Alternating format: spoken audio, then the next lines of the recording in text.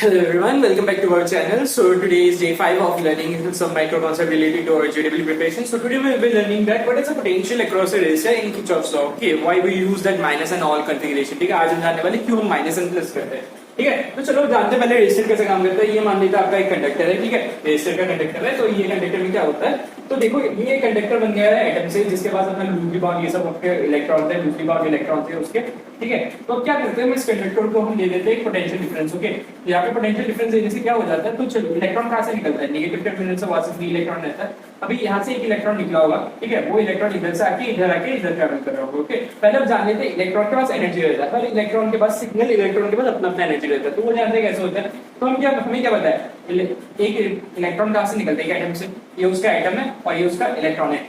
Electron जब अपने atom के पास होता है लोएस्ट एनर्जी 0 पे होता है. जब हम उसको आयनाइज करके बाहर निकाल लेते हैं तब उसके पास कुछ एनर्जी रहता है. मान लेते हैं यहाँ पे -10 माइनस साइन होता है, इंडिकेट करता है, केमिस्ट्री में पढ़ा होगा कि एनर्जी बाहर से निकला हुआ है. ठीक है, तो हम फॉर द टाइम हम मैग्नीट्यूड लेते हैं. तो क्या मान लेते हैं इस एक इलेक्ट्रॉन के पास अभी 10 जूल है, वो यहाँ पे आ गया 10 जूल. ठीक है, अब वो कंडक्टर के it will travels the conductor from point A to point B. ठीक है, अब उस यहाँ से यहाँ जाने पर क्या होगा, ठीक है, ये इलेक्ट्रॉन यहाँ पे आएगा, इसके साथ कोलिजन होगा. तो जब कोलिजन होता है हीट जनरेट होता है. तो मान लेते हैं एनर्जी उसने लूज कर लिया, 10 जूल था, लूज कर लिया 1 जूल. ओके, फिर वो यहाँ पे आया, यहाँ पे 1 जूल लूज कर लिया, यहाँ पे आया 1 जूल लूज कर लिया, यहाँ पे फिर से कोलिजन हो गया 1 जूल लूज कर लिया, यहाँ पे आया फिर से 1 जूल लूज कर लिया और फिर आके यहाँ पे अपने बैटरी के पॉजिटिव टर्मिनल में वो अपने आप चला गया. ओके, तो अब देखते हैं कितना एनर्जी लूज हुआ. 1 2 3 4 5 जूल उसने अपना एनर्जी लूज कर लिया कंडक्टर के अंदर. ठीक है, तो रेजिस्टर क्या करता है, एनर्जी लूज करता है, इसलिए हम उसको लोड बोलते हैं. Load is a some quantity that makes an electron lose its energy. ठीक है, तो उसने 5 जूल अपना लूज कर लिया.